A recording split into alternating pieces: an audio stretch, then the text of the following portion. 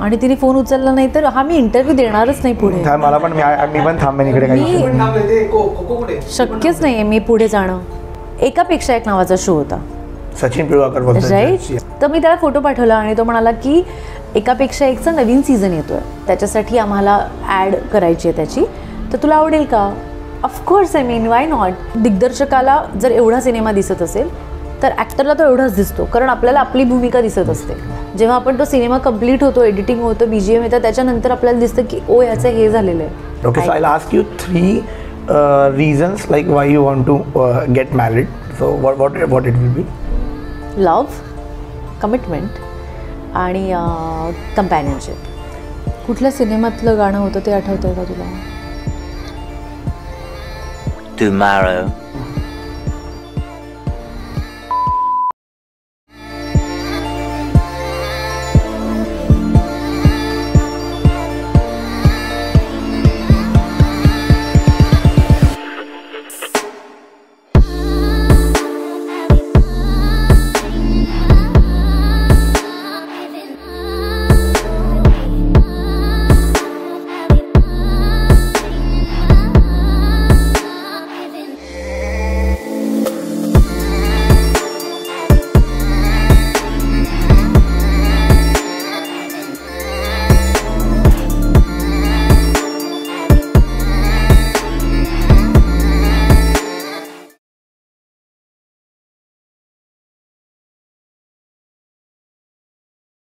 So I'll tell you, our podcast name is Sampurna Swaraj. Okay. Basic idea of this podcast is की आम्ही ज्यांना ज्यांना भेटू त्यांची ह्युमन साईड बाहेर याव्या. Right. Okay, like you guys, we have seen you. आम्ही तुम्हाला टेलिव्हिजनमध्ये बघितलं, आम्ही तुम्हाला फिल्म्समध्ये बघितलं, वेब शोमध्ये बघितलं, राईट. बट तुमची ह्युमन साईड आम्हाला इतकी माहीत नाही आहे. So this is the basic idea of the podcast. So let's have fun. या चलो. सो सुरू करायच्या आधी मला I just want to know your journey pre स्वप्नांच्या पलीकडले. लाईक आय हॅव लिसन की स्वप्नांच्या पलीकडले पासून हाऊ युअर जर्नी गॉन आणि तू कसं सगळं केलं, बट प्री स्वप्नांच्या पलीकडले काय जर्नी होती तुझी till that time? Till that time, I was living in Navi Mumbai. I was doing my college. Me pharmacy केलेलं आहे, त्यामुळे मी आईला जेव्हा सांगितलं की मला ॲक्टर बनायचं आहे किंवा ॲक्टिंग करायची आहे, तेव्हा आईने सांगितलं होतं की तुला डिग्री घ्यावी लागणार आहे कुठली तरी, आणि डिग्री घेऊन मग त्याच्यानंतर तू स्ट्रगल करू शकतेस. आणि मग आमच्या घरी असं खूप डिस्कशन झालं की काय करायचं आहे. मला डॉक्टर पण झालं तरी चालणार होतं, की डिग्री असेल तर मग ती पण भारीवाली डिग्री घेऊ आणि मग आयुर्वेदिक डॉक्टर बनू आणि मग आपण इंडस्ट्रीत ट्राय करू. पण ऑब्व्हियसली मला तेवढे मार्क्स नव्हते, त्यामुळे तसं काही ॲडमिशन मिळालं नाही तिथे. आणि मग मला फार्मसीला ॲडमिशन मिळालं आणि मग फार्मसीचा जर्नी सुरू झाला. Constantly I was thinking about की हे झाल्यावर मी ते करणार आहे, हे झाल्यावर मी ते करणार आहे. तर मला असं वाटतं की ते मला आत्ता मागे वळून बघताना असं वाटतं ते नव्हतं करायला पाहिजे. जिथे आपण आहोत तिथे पूर्ण 100% देऊन, म्हणून मला KT-BT लागणं, आणि त्याच्या आधी मी कधीच फेल झाले नव्हते. त्यामुळे आईला पण माझ्या असं झालं की KT लागते आणि एक असं सगळा झोन होता. पण इट वॉज अन एक्सपिरियन्स आणि ज्यातनं मी खूप शिकले.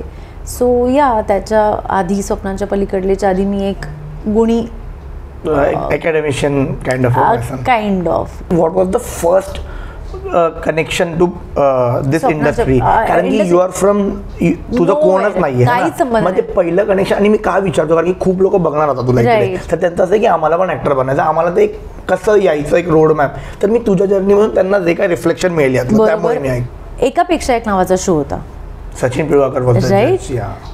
झीवर होता तो. तिथे माझी एक ओळखीची ताई आहे जिचा परफॉर्मन्स मी बघायला गेले होते.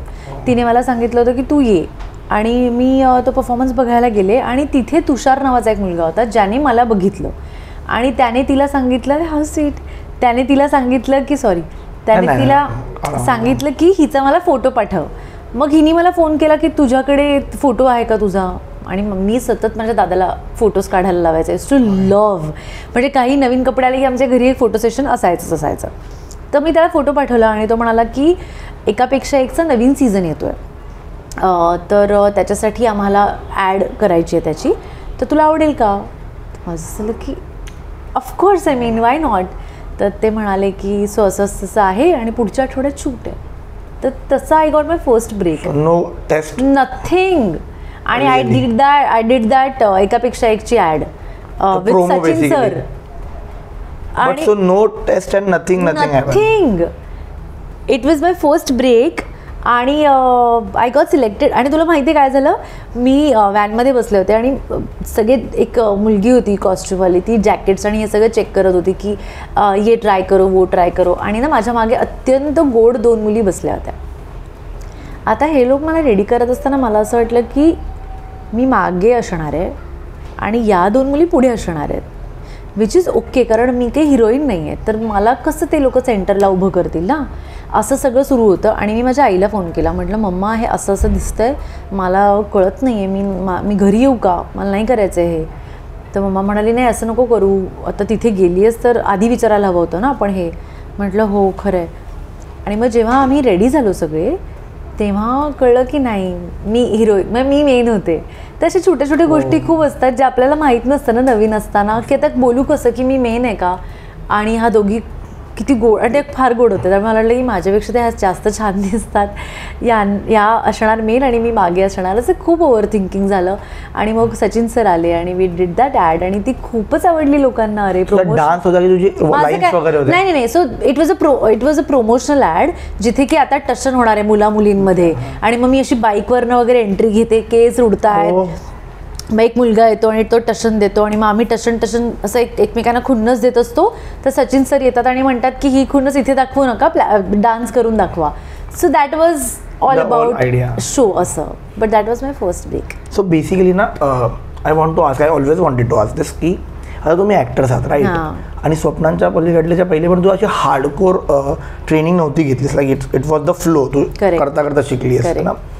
तर मला नेहमी विचारायचं असतं हे, तो तू स्वप्नांच्या पलीकडले केलंस, तू वेब केलंस, तू सिनेमा केलास चांगला, बट ॲज अ डान्सर माझी रियाज आहे काहीतरी ना, मी रोज जाऊन डान्स करतो, मी सिंगर माझा काहीतरी रियाज आहे. ॲक्टरचा एक्झॅक्टली रियाज काय असेल, आय सी शबाना आझमी, ते क्राफ्टवर पकड आहे अशी, आय सी नसेल तुमच्या क्राफ्टवर पकड आहे, and Ashok Saraf and so many legends we C.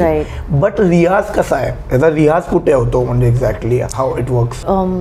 ज्या लोकांचा खूप स्ट्रॉंग बेस आहे ना थिएटरचा, त्यांच्याकडे खूप टेक्निकल गोष्टी असतात, त्यांना एक्सरसाइजेस शिकवलेले असतात. म्हणजे ज्या वी लॅक, ज्यांच्याकडे हे प्रोफेशनली शिकवलं गेलेलं नाही आहे आणि ते शिक्षण नाही आहे, किंवा काय म्हणूया आपण वर्कशॉप्स केलेले नाही आहेत, त्यामुळे त्याचं डेफिनेटली एक हे आहे की तो ड्रॉबॅक आहे की आमच्याकडे टेक्निकल गोष्टी नाही आहेत. पण मला असं वाटतं की जेव्हा मी काम करत नसते तेव्हा माझं सिनेमा बघणं किंवा सिनेमाविषयी काहीतरी वाचन करणं किंवा मित्रमैत्रिणींशी ते डिस्कस करणं किंवा जे डिरेक्टर्स आहेत, रायटर्स आहेत, त्यांच्याशी याविषयी गप्पा मारणं आणि विविध सिनेमे बघणं, जाऊन नाटक बघणं, हा काही अंशी रियाज म्हणू शकतोस तू. कारण त्यातनं शिकून आपण आता फॉर एक्झाम्पल मला एखादी गोष्ट आवडली तर मी लिहून ठेवते किंवा मी ती करून बघते. एखादा डायलॉग आवडला असेल किंवा एखादा सीन आवडला असेल तर मी तो करून बघते की हा मी वेगळ्या पद्धतीने करू शकेन का. आणि जे ऑडिशन्स आम्ही देत असतो ना, तो आमच्यासाठी एक रियाजच आहे की आम्ही वेगवेगळ्या भूमिकांसाठी टेस्ट करत असतो. तर मला असं वाटतं तो एक रियाज आहे. पण again I will not put this in too technical category, हे माझा अभ्यास आहे हा. पण there are many more ways ज्यातनं तुम्ही टेक्निकली ॲक्टिंगचा रियाज करू शकता. विच इज थोडंसं अजून एक वन लेअर डीप जातो मी. पेन्सिल ठेवली, माझी जीभ हलकी झाली, माझं डिक्शन चांगलं झालं ॲज्युम, ओके. बट समज फॉर एक्झाम्पल तू आता आपण एक डिकोड करताना एक सीन घेऊया गोदावरी मधला, where your setting and Jitendra Joshi is like ते खूप फ्रस्ट्रेट होऊन बोलतात. तिकडे आता डिरेक्टर मी तिकडे येतो आणि तुला बोलतो की I don't want this emotion, I completely on a different set of emotion where your character is slightly मी थोडा ट्विस्ट केलाय. So this kind of emotional, बघ आता तू सेटवर आहेस, तिकडे तू प्रॅक्टिस नाही करू शकत, there you need to deliver because 200 technicians उभे आहेत. सो हा रियाज होण्याची जागा आहे का कुठे? का फॉर एक्झाम्पल आपण विक्रम गोखलेंना बघतो किंवा आपण ह्यांना बघतो, ते असे इमोशन तुला they can give the platter here की काय हवंय तुम्ही सांगा यातलं, राईट. तर तशावाल्या इमोशनचा काय अभ्यास करायची जागा आहे का? लाईक इट्स वर्कशॉप ओनली की तिकडेच इमोशनल पण? हे बघ, आता आपण जेव्हा काम करत असतो तेव्हा आपण शिकतच असतो किंवा वर्कशॉप त्या ठिकाणी 5 मिनिटाचं ते झालेलंच असतं. म्हणजे आम्ही गोदावरीसाठी पण वर्कशॉप्स केले. पण आता ते जो तू म्हणतोयस ना की ऑनसेट पण आपलं ते एक परीक्षाच आहे की हे तू आता काय करतोस. तर जेव्हा आपण रियाजाबद्दल बोलतो ना, तू रियाज हा करू शकतो. फॉर एक्झाम्पल टेक्निकली मी म्हटलं मगाशी तसं काही असे ब्रीदिंग टेक्निक्स आहेत ज्यातनं तू पटकन रडायला येऊ शकतो किंवा पटकन हसायला येऊ शकतो. ठीक आहे, जे थिएटर आणि ह्याच्यामध्ये शिकवलं जातं. आता ज्यांना अभिनय कळतो, ज्यांना त्या इमोशन्स कळतात, ज्यांना इन्स्टिंक्टिव्हली त्या कॅरेक्टरमध्ये राहता येतं, त्या व्यक्तीला कुठलंही प्रशिक्षण नाही दिलं तरी तो तितकंच सुंदर काम करणार आहे. आज आपण असे असंख्य लोक बघतो जे नाही NSDमधनं आलेत किंवा ज्यांनी काही नाही प्रशिक्षण घेतले पण ते सुंदर इमोट करू शकतात, कारण त्यांना अभिनय कळतो, त्यांना ते येतं. आणि मला जेन्युअनली असं वाटतं की अभिनय ही गोष्ट अर्थात तुम्ही फिनिशिंग करून खूप क्राफ्टवर काम करूच शकता, पण ती येते किंवा नाही येत, ते डोळ्यातनं रिफ्लेक्ट होतं किंवा नाही होत. जसं आता गोदावरीचा एक सीन होता जिथे माझा फोन कट आहे बघ, तू येणार आहेस का जेवायला वगैरे, तो जो आहे तर तो मी खूप गुणी मुलीसारखा घेतला होता. जे आमच्या रिहर्सलमध्ये पण निखिलने मला तेच करायला सांगितलं होतं, जे आम्ही वर्कशॉपमध्ये पण मी तो तसाच केला होता की अच्छा बरं, अरे तिला आठवण येते तुझी, हा झोन होता. एक गुणी मुलगी असते ना बायको की बरं ठीक आहे शांत हो, येणार आहेस का नाही, हा झोन घेतला होता मी. ऐन टेकच्या एक टेक झाल्यानंतर निखिलने मला सांगितलं कानात येऊन आणि की हे चिडून कर, चला rolling in a fraction of second. In a fraction म्हटलं मला 1 सेकंद दे. तो म्हणाला नाही होईल होईल. मला काय माहीत आता त्या 1 सेकंदात काय झालं. आता कुठला रियाज आणू मी की मी त्या दिवशी तो रियाज केला होता ते मी वापरलं, असं नाही होत. मी 100% त्या गौतमीच्या स्किनमध्ये आहे का, तर आहे. मग गौतमीला रागल्यावर काय होईल ते होणार आहे. मला नाही माहीत काय होणार आहे, तो कदाचित चुकला, तो टेक ओके झाला. आणि मी रिसेंटली तुझा एक इंटरव्ह्यू पाहिला होता, you were saying and it was very nice to listen की faith creates magic. When you are talking about Nikhil Mahajan, you are talking about him, तू म्हणालीस की फेथ क्रिएट मॅजिक. तर मला हा प्रश्न तेव्हा पडला होता नेहमी की what exactly you mean by faith. आता आपण याला डिकोड करूया. निखिल महाजन उभे आहेत, तुझा सीन आहे, एका सीनमध्ये तुला काहीतरी सुचलं आणि त्यांचं असं म्हणणं आहे की हे गौरी असं नाही आहे, असं आहे. मग तू स्वतःचा थॉट बंद करते तिकडे बिकॉज हे राईट असतील म्हणून, की you talk with each other and then you go with his thought. Exactly faith जेव्हा आपण म्हणतो, जेव्हा आपण आपलं ते थॉट्स बंद करतो and we completely blindly follow director or how exactly it works. तर तू एका सीनचा मला सिनॅरिओ सांगितला right. So faith starts from casting, where he thought की मी गोदावरीमध्ये गौतमीची भूमिका करू शकेन. सो तिथे जेव्हा मला कास्ट केलं जातं तिथेच त्याचा माझ्यावरचा विश्वास आणि माझा त्याच्यावरचा विश्वास लॉक होऊन जातो की गुड टू गो आहोत आपण, राईट. आता कमिंग बॅक टू सीन्स, मला माहिती आहे की मी हे कायम म्हणते की दिग्दर्शकाला जर एवढा सिनेमा दिसत असेल तर ॲक्टरला तो एवढाच दिसतो, कारण आपल्याला आपली भूमिका दिसत असते. जेव्हा आपण तो सिनेमा कंप्लीट होतो, एडिटिंग होतं, BGM येतं, त्याच्यानंतर आपल्याला दिसतं की ओ ह्याचं हे झालेलं आहे. पण जेव्हा दिग्दर्शक काम करत असतो त्याच्या मनात हे चालू असतं की हा शॉट कसा एडिट होणार आहे, हा शॉट कसा दिसणार आहे. त्यामुळे सगळ्यात महत्त्वाचं आहे की त्याला काहीतरी बिगर पिक्चर दिसतं आहे, तर मी कायम सरेंडर करते माझ्या प्रत्येक दिग्दर्शकाला की तुला जसं हवं आहे तसं आपण करूया. मग फार फार तर काय होतं की ते केल्यानंतर ते मला स्वतःहून विचारतात की तुला अजून काही वेगळं करायचं आहे का. मग आम्ही करून बघतो आणि मग ते फेल झालं की नाही आधीचंच बरोबर होतं, तर we have an extra take. आता coming back to your question की समजा मी काहीतरी एका वेगळ्या पद्धतीने तो सीन केला आणि समजा मला त्या दिग्दर्शकांनी सांगितलं की ऐक ना कम्प्लिटली हे बंद कर, दुसरं कर, तर कम्प्लिटली मी ते स्विच ऑफ करून कम्प्लिटली मी त्याला जे हवं ते देते. आणि त्याच्यामागे हेच आहे की त्याला बिगर पिक्चर दिसतो आहे, मला फक्त माझा सीन दिसतो आहे, मी कशी रडणार आहे. आणि ॲक्टर म्हणजे मी माझ्याबद्दल बोलते की हे होतंच, मी बरोबर दिसेन ना, डोळे जास्त मोठे तर नाही होणार ना, मी घाण नाही करणार ना, हे असं त्याच्यातच आपण असतो. त्याला ब्रेक करून जेव्हा कोणीतरी सांगतं त्या सीनमध्ये रडूच नकोस, तसं तर मी ओके नाही रडायचं का, तेव्हाच येतं ते खरं आहे. म्हणून that creates magic. Without thinking, without over thinking, without अभ्यास, विदाऊट मी तिकडे तिरकी बघीन मग खाली बघीन मग हे काहीही न करता you just go with the flow and then So put out maths completely out of the scene and just be there and do what you want. पण otherwise also I don't know maths. मग मी माझ्याकडे काही जसं मी म्हटलं तसं माझ्याकडे technically पण तेवढं नॉलेज नाही आहे की मी अभ्यास करावा एखाद्या कॅरेक्टरचा. त्यामुळे I usually go with my instinct आणि विथ द डिरेक्टर्स विजन आणि को ॲक्टर्स आणि everything just comes together and then it happens for me. So I'll just compliment one thing here. I have seen very rare people जे upfront येऊन सांगतात की हां नाही माहिती it's cool I am learning. बाकीचे I have never seen that way. हां पता है थोड़ा रुक जाए I'll give that. Coming back again there, I just want one thing to know from you. I was very excited when I came to know I'm coming to meet you. Is Vikram sir's last film I think was Godavari, right? And you said in one of your interview की ते किस्से सांगायचे वगैरे. तर मला 2 गोष्टी तुझ्याकडून जाणायच्या. First, आपण त्यांचं काम बघितलं, आपण त्यांचा क्राफ्ट बघितलं and it's like exceptionally good आहे ना. मला जाणून घ्यायचं आहे की ऑफ द कॅमेरा असं तुला काय जाणवलं का की यार देखिए ये रीजन यार इसलिए लेजेंड होते हैं. जैसे for example we see Dhoni, Arijit Singh गाना गा रहा है, सिटिंग दिस वाज एक लेजेंड तो लेजेंड है यार. This is what are the if any किस्सा यू कैन टेल मी की वो देख के यू तुला फील झालं की यार this is the reason they are legend first. And second, you told की ते खूप किस्से सांगायचे त्यांच्या काळातले, तर एक किस्सा आम्हाला पण प्लीज सांग. So I want their legacy to go and कारण की पुढे येणाऱ्या पिढींना तो क्राफ्ट आणि त्या माणसांबद्दल तितकं माहितीच असावं त्या गोष्टीबद्दल. विक्रम काकांची जी आणि फक्त विक्रम काका नाही तर नीनाताई पण, जितू पण, जेव्हा ते लोक सेटवर असायचे तेव्हा ते खूप चांगले स्टुडंट्स होते. लाईक म्हणजे ना विक्रम काका जेन्युअनली येऊन सीन करून जाऊ शकतात ना.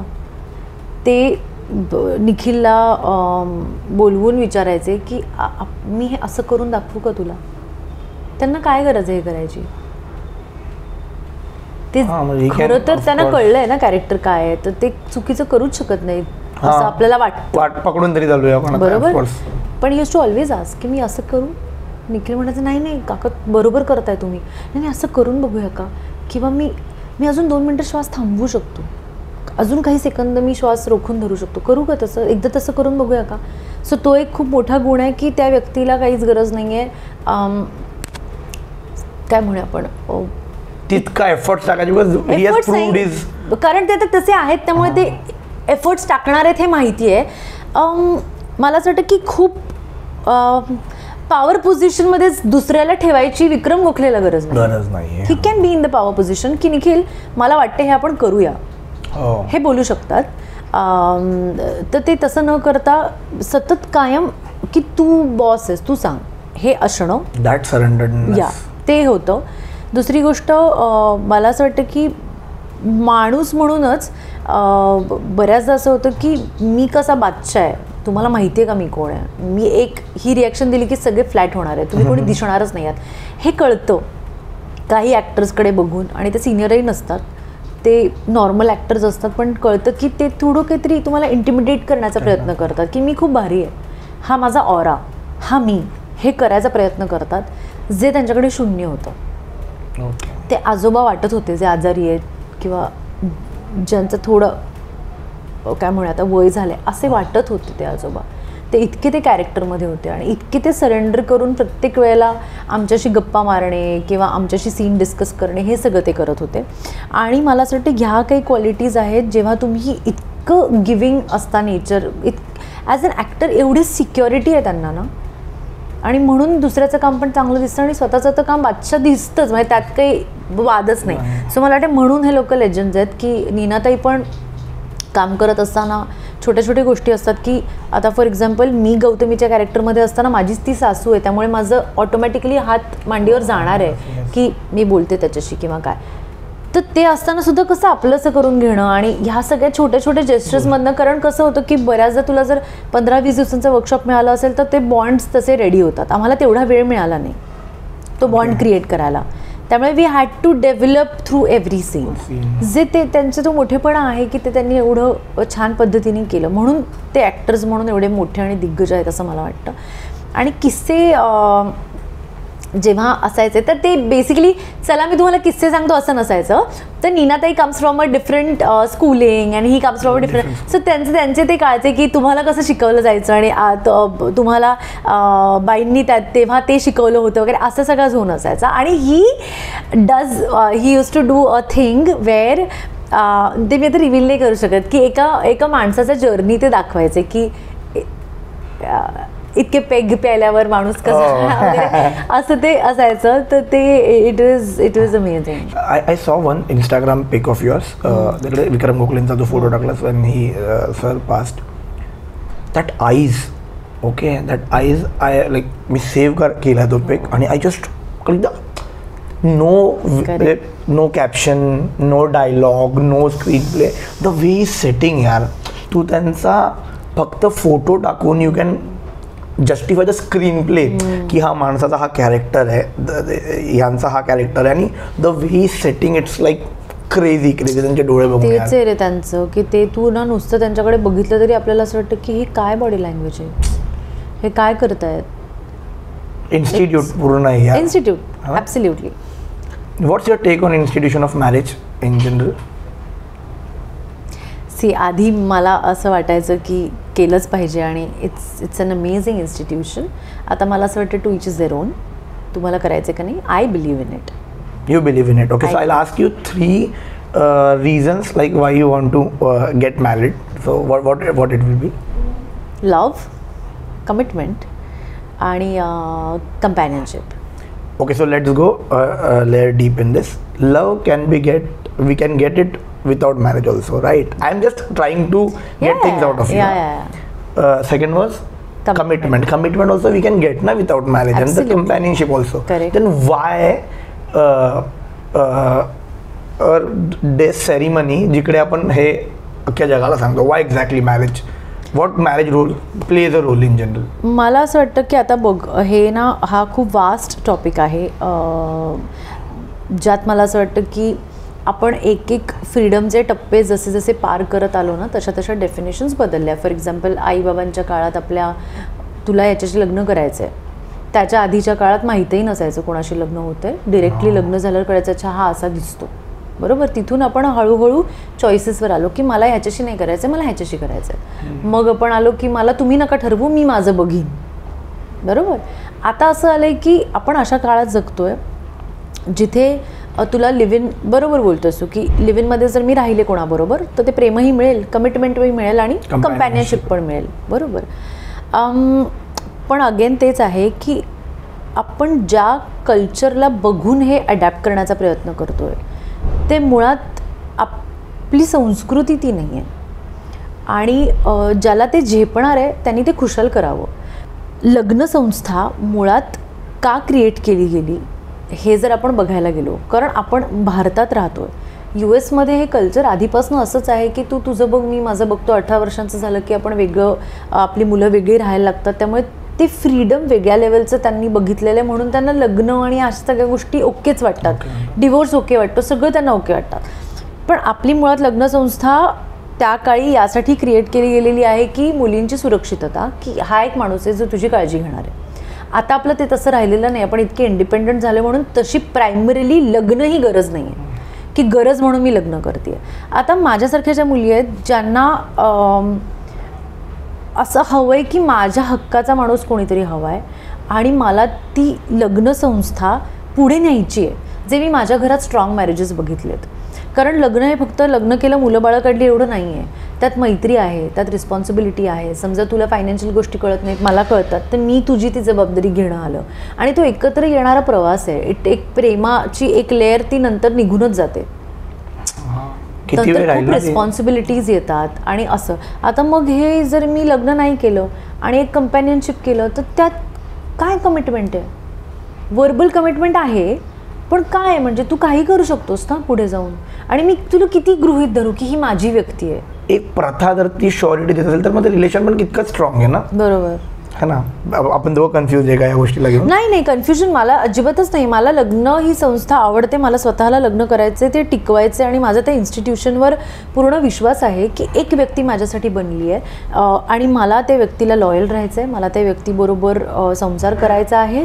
आणि जे हर्डल्स येतील, म्हणजे माझी मैत्रीण खुशबू खूप छान एक वाक्य बोलली होती जेव्हा तिचं लग्न ठरलं होतं आणि जेव्हा ती प्रेमात पडली होती आणि तिला मी असं जनरल विचारलं की what's your thing in between you guys, तर ती मला म्हणाली होती की it will always be us versus the world, not me versus him. But do you think it is really that way? Because it's very nice to listen this, okay? When we can imagine a background score, a very good Pehla Nasha, Right. but world is not that way, okay? It's a 40-45 years big partnership where there will be time Yeah. where it will not be because you also know that majority of the marriages is like you versus me's होतं एका टायमाला तरी. पण again तेच आहे ना की तू जर एक काहीतरी तुझ्या आपण दोघांनी म्युच्युअली ठरवून एक काहीतरी फिलॉसॉफी आपली आपली जर ठरवली आणि त्याला लॉयल राहिलो तर it is possible, why not. आणि दॅट डज नॉट मीन की भांडणं नाही होणार. दॅट डज नॉट मीन की कधीच यू वर्सेस मी होणार नाही. यू वर्सेस मी रोज होणार आहे. ते तिथे का ठेवलं, मी सांगितले नाही ठेवायला. ह्या छोट्या छोट्या गोष्टींबद्दल नाही बोलते मी.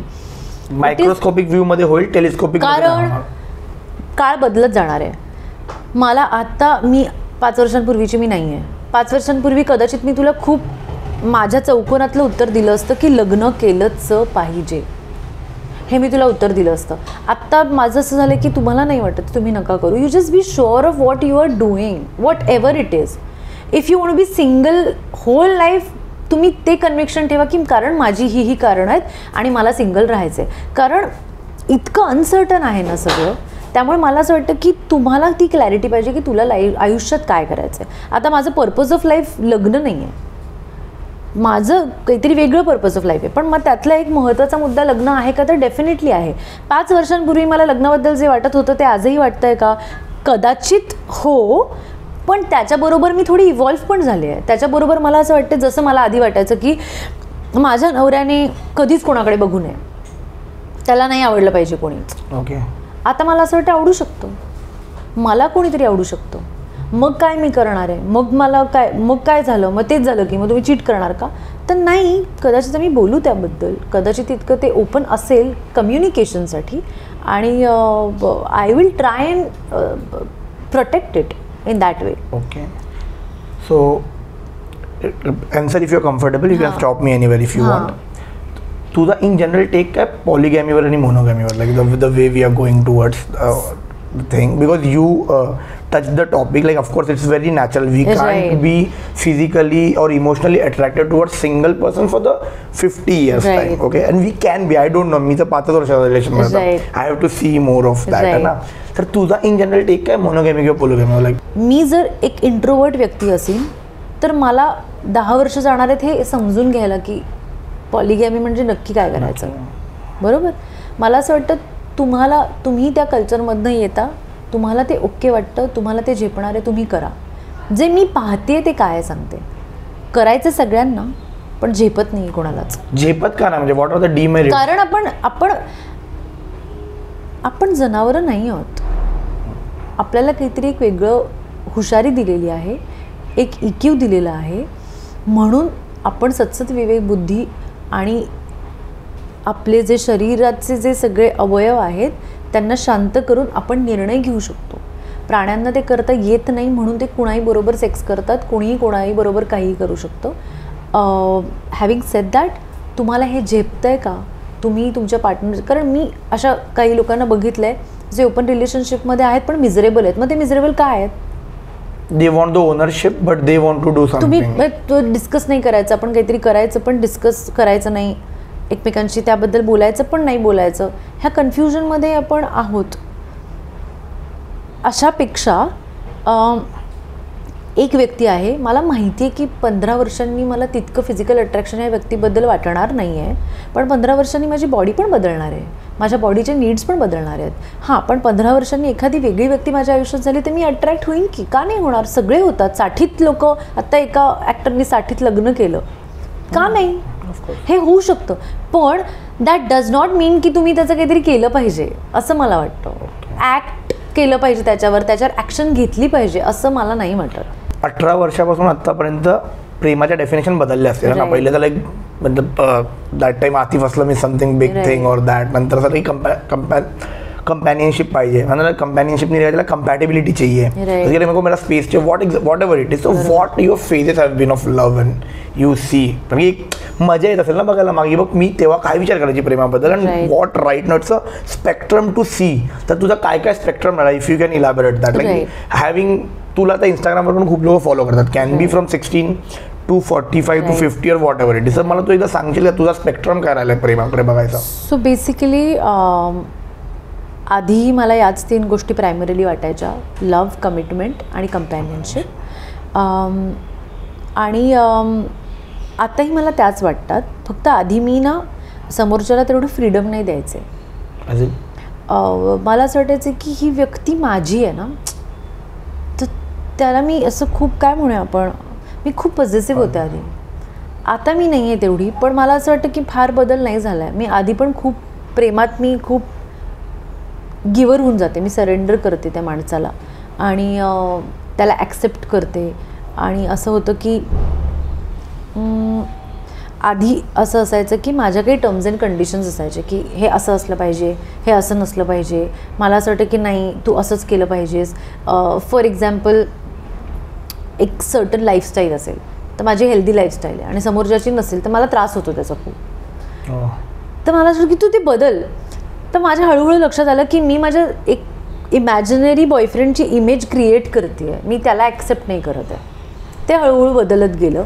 पण जितकं प्रेम मी आधी एखाद्यावर करू शकायचे तितकंच मी आजही करते. फक्त त्यात आता थोडं फ्रीडम ॲड झालं आहे की समोरच्याला फ्रीडम देणं आणि स्पेस देणं इट्स अ गुड थिंग, जे मी आधी अजिबातच. I was a very very possessive girlfriend. Can I ask you one thing on that note? Like I have seen when I was doing research, I came to know that your dad left when you were in fourth standard. Right. तर हे कुठून तिथून आहे का? I am just asking, you can completely not answer this. हे कुठून तिथून आहे का की वेन वी सी की लोक जातात तर हा positiveness is it derived from that और लाईक? मी कधी त्याचा विचार नाही केला, पण I don't know. Basically my mom has been a very very strong pillar. त्यामुळे ना मी कायम प्राऊडली सांगते की काही लोकांना खूप वाईट वाटतं बघ की मला बाबा नाही आहेत आणि मी ते मिस करते. मी कधीच मिस नाही केलं आहे. My mom has been a very very strong dad and mom. My brother has stood by me like a rock. So तो माझा बाबा आहे. माझी ताई आहे जी माझी दुसरी आई आहे. आम्ही एवढे स्ट्रॉंग फॅमिलीमध्ये मी ते बॉन्ड्स बघितलेत ना की मला कधी असं वाटलं नाही की बाबा हवे होते. हां, अर्थात मी वेगळी झाली असते किंवा काहीतरी वेगळे घडले असते किंवा डेफिनेशन्स वेगळ्या असल्या असत्या, पण मला असं नाही वाटत. पण आता अगेन तू म्हणतोयस तसं की कधी कधी काही इनहेरंट गोष्टी असतात ज्या आपल्याला माहीत नसतात. त्यातली ही एक गोष्ट असू शकते, कारण मी आता एवढी लहान होते की मला काय माहिती कोण सोडून गेलं की बाबा गेले, हे मला काय कळलं असेल मला माहीत नाही. पण मे बी त्याच्यामुळे मी जास्त आईला धरून ठेवणारी झाले आणि म्हणून मला ते लेट गो नाही करतात. माझी माणसं मला पाहिजेत, नाही मी सोडू नाही शकत किंवा काय, ते त्यातनं आलेलं असू शकतं. मी त्याचा कधी एवढा विचार नाही केला आहे, पण I will not deny it. असू शकतो, माहीत नाही. We don't know that, like figure out होऊ शकतं. चल I ask you one thing, very थोड़ा सा भी लाइट करते इसको, है ना, it's getting to hardcore emotion में जा रहे हैं हम लोग. जर तुला सुपर पॉवर दिली समज मी एक की तुझी फिल्मोग्राफी तू डिसाईड कर. फॉर एक्झाम्पल जर मला कोणी दिली, so I want to always be a maker. पहिल्यापासून मला मेकर बनायचं किंवा माझी एक ॲड एजन्सी आहे, मला तिला नेहमी I want to make it like big Ogilvy or something like that. Okay, तर मला कोणी विचारतं, माझं असं आहे की मला माझी ॲड एजन्सी सोशलिस्ट आहे ना, तिला ओगलवी किंवा शबँग सारखी मोठी एजन्सी बनवायची आहे. And as a maker I want one Wasseypur in my like my filmography, one let's say Interstellar in my filmography. तर तुझ्या आता जर मी तुला बोललो की तू एडिट कर, तर तू कसा करशील त्याला एडिट? म्हणजे मला पुढचं तुझ्या मर्जीनुसार. वाव, किती काय म्हणूया, ॲक्टर म्हणून किती ग्रीडी असतो आपण, असे धपाधप. मला असं वाटतं मला सगळं हवं आहे. मला एक दिलवाले दुल्हनिया पाहिजे, मला एक फ्लीबॅग पाहिजे, मला एक प्यासा पाहिजे, मला एक अर्थ पाहिजे, मला एक इजाजत पाहिजे, मला जुनं सगळं रिक्रिएट करायला आवडेल. गिवन अ चान्स मला हे सगळं, मला गुरुदत्त परत हवेत, त्यांनी मला डिरेक्ट करायला हवं आहे. सो मला असं वाटतं की हाऊ आय विश की काय काय हवं आहे मला. सो मला AR रहमानचं म्युझिक असलेला सिनेमा हवा आहे, खूप काही काही हवं आहे. अरे never ending. Let's I simplified. हां, प्यासा और DDLJ. प्यासा. ओके लेट्स से दोन्ही खरं तर मला काय नाही पण तरी पण you need to choose one if I having one thing okay तर काय करशील प्यासा और Pyaasa you go with Pyaasa so you are a very Ijaazat kind of a romantic person okay बस कर दूंगी मैं खुद को प्यार में ओके दैट इट इज अवघड काम आहे. So much of Gulzar sahab in you okay one thing you like about Gulzar sahab in general when so सगळ्यात आधी तर त्यांना जेव्हा जेव्हा आपण पाहतो शुभ्र पांढऱ्या कपड्यांमध्ये ते रिफ्लेक्ट होतं प्युरिटी त्यांच्याकडनं. त्यामुळे मला असं वाटतं ते त्यांच्या लिखाणात पण येतं. आणि परवाच मी आणि माझी मैत्रीण आम्ही एक गाणं बघत होतो आणि मी तिला म्हटलं गुलजार साहेबांनी हे लिहिलं आहे ज्यांनी मेरा कुछ सामान आणि अशा काय रेंज आहे त्या माणसाची. आता मला ते गाणं नाही आठवत रे. सपने में मिलती है बीडी जलाइले नाही हात झोन पण गोली ते मारे भेजे में नाही नाही नाही जरा पुढचं झूम बराबर झूमच्या टाइम मध्ये नाही थांब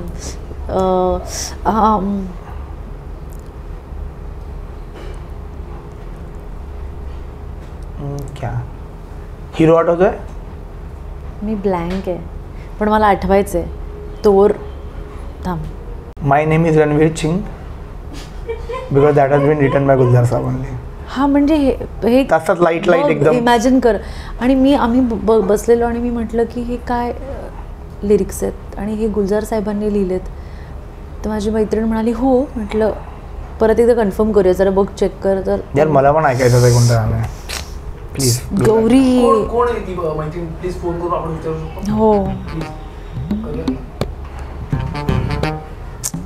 पण मला का नाही आठवत आहे. हा त्रास पुढच्या सेक्शन मध्ये होईल. अजब आहे अजब. आणि तिने फोन उचलला नाही तर हा मी इंटरव्ह्यू देणारच नाही पुढे. मला पण मी पण थांबेन इकडे काही शक्यच नाही आहे मी पुढे जाणं कारण मला युजली आठवत आहे व्हेरी गुड. फटफट टॅग करो उसको प्लीज. गौरी का कॉल उठाव.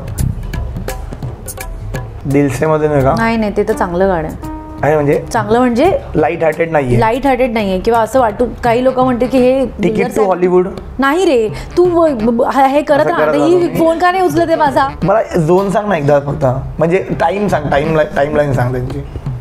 इट वॉज आत्ता तर ओके जानू वगैरे ना मागचं थोडंसं मागचं यार अभी वो किल दिल विल दिल नाही उचलला फोन नाहीये. रिसेंट हिस्ट्रीमध्ये पण नाहीये. थांबा ती फोन का नाही उचलते माझा. A few moments later. Hello ऐक ना मला सांग त्या दिवशी गुलजार साहेबांचं कोणतं गाणं आपण सर्च केलं. सॉरी खूप सॉरी कारण खूप वेळ झाला मी आठवते आणि मला ते आठवत नाही आहे आणि ते तू सर्च केलेलं त्यामुळे माझ्या हिस्ट्रीत नाही आहे ते.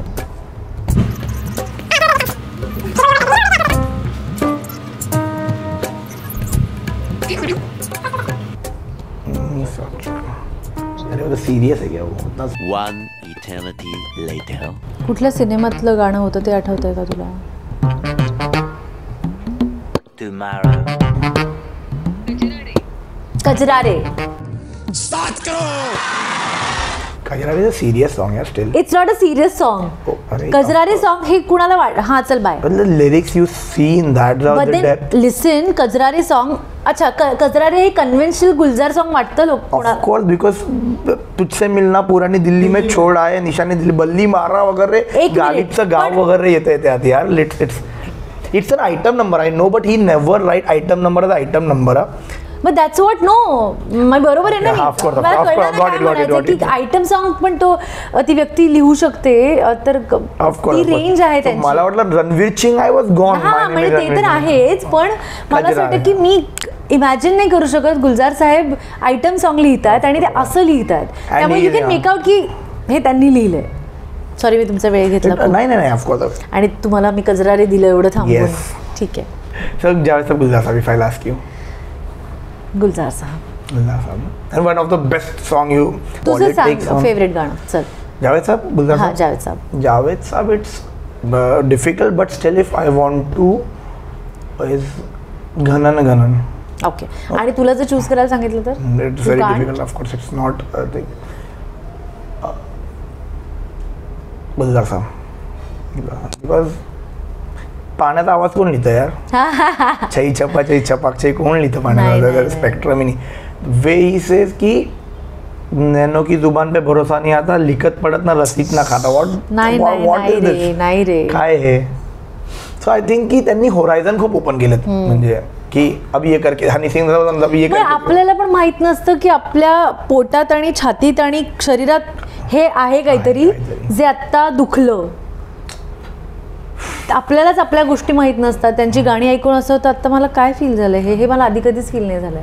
त्यामुळे या चलो कमिंग बॅक फॅन बॉईंग आपण बस ते हां I not get in to if you are dating और not but I want to ask when famous to famous ज़्यादा यू आर अ सेलिब्रिटी तो डेटिंग के मायने बदल जाते हैं क्या फॉर यू गाइज बिकॉज आता मी फेमस नाही आहे okay so I met Devyani जेव्हा मी अजूनही काही नाही आहे जेव्हा मी काही नव्हतो आणि I am not famous okay let's put it that way but आता तू फेमस आहेस okay so one guy is coming to you तुला माहित नाही की मला इम्प्रेस करायसाठी बोलतोय की हा असाच आहे राईट. ओके मग तू कसं इव्हॅल्युएट करू शकतेस is it hard for dating Wien you get famous I'm a